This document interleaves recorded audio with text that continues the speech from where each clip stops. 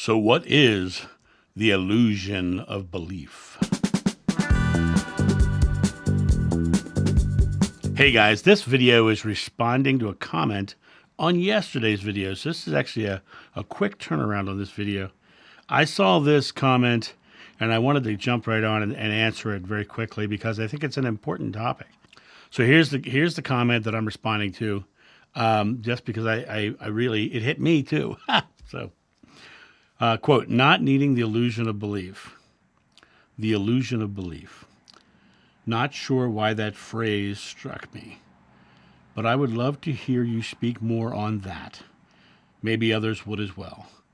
Thank you for sharing your experience. Perhaps one of these reasons for them is to share with others as you've done and allow others to experience, to see through your eyes, your heart.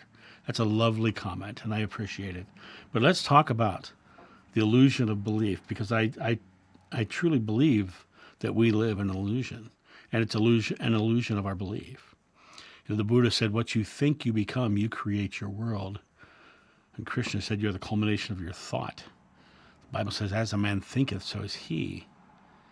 Descartes, the philosopher, I think, therefore I am. Shakespeare, there's nothing good nor bad, but thinking makes it so.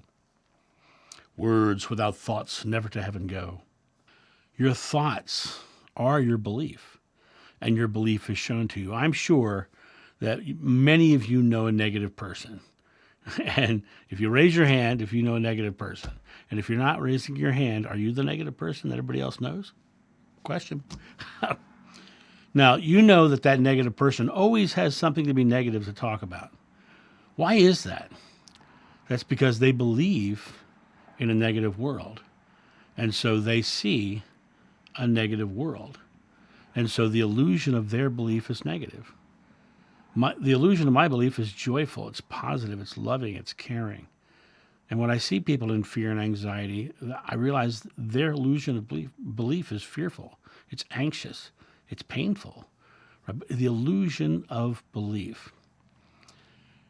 When we are on the other side in the oneness of God, and we come down into this physical form to come to understand God more fully by the illusion of its absence. We need the illusion to have that absence. We need to have that experience to be able to understand our oneness with God. And the illusion of our belief is the story we're telling. And when we change our story and our belief to love and caring, we transcend the physical. The more loving and caring you are, the more of a loving and caring world you see, and God is love. So it literally comes down to, we come into this illusion of belief, but many people get stuck in their illusion. They start to get very comfortable inside of their fears and their anxieties, and they know they can control certain things, and so they live in this velvet cage of the illusion of their belief, but not realizing that they can open the door of the cage and jump out and fly and do anything.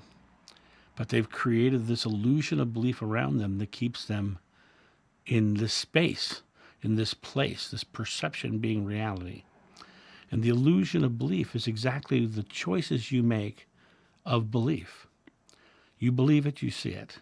I often tell the story of having dinner with a friend, and he hated the restaurant, and I loved it. I had a loving experience. He had a hateful experience. Traveling Egypt, I had a loving experience. I met an American who was having a hateful experience. We were each having our own experience, but each one of us had a belief about the experience. I believed I was having a wonderful time meeting wonderful people and loving the adventure of being in Egypt. He believed, as a Christian, the Muslims were judging him and wanted to fight him, and he was just mad and angry, and you know, he was just putting that out into the world. His belief was, he was in danger being there. So the illusion of belief is the experience of your life. And when people go to the near-death experience, this is coming out of the video from yesterday where I talked about going to that pure white expanse where I did not need the illusion of belief because I was not feeling separate. I was feeling one with. I was coming back to the space where the illusions fall away. And so this video yesterday was talking about leaving the illusion of belief behind and coming back into the knowingness of oneness, coming back to the oneness of God.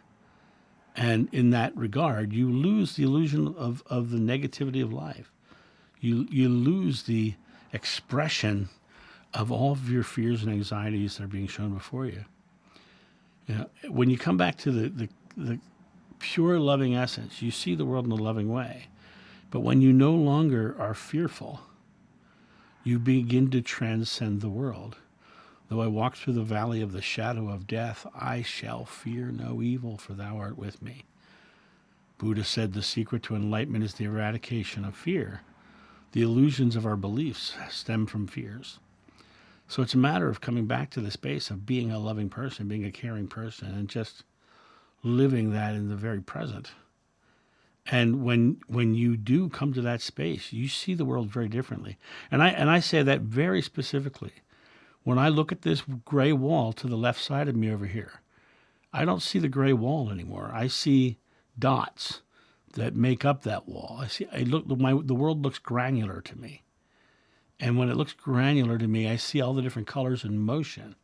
To me, it looks like that wall is just a pool of energy in motion. Well, of course, we know scientifically it is. It's nothing but atomic energy.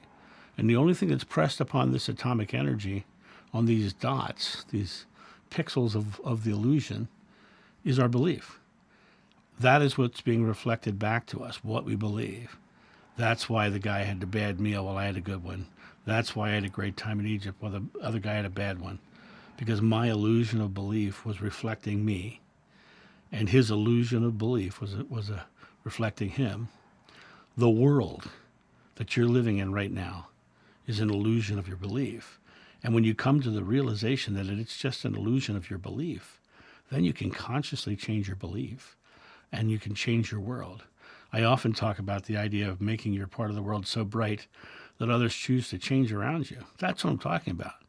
I'm talking about you taking your illusion of belief and making it beautiful, making it wonderful. So people are like, what do they got? What's going on with them? You know, that's really the key to this.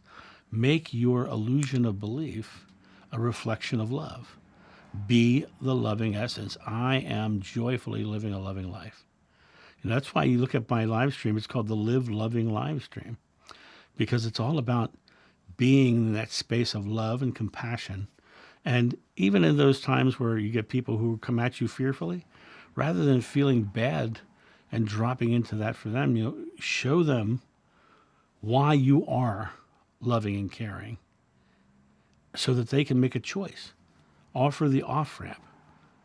That's really the key. You can't save the world, but you can make your illusion of belief so bright that others are like, what's that?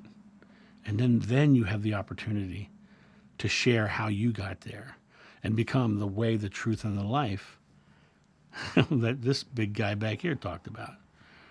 You know, he was showing us, I'm living this way, I'm living this truth, I'm living this life, and my experience is this.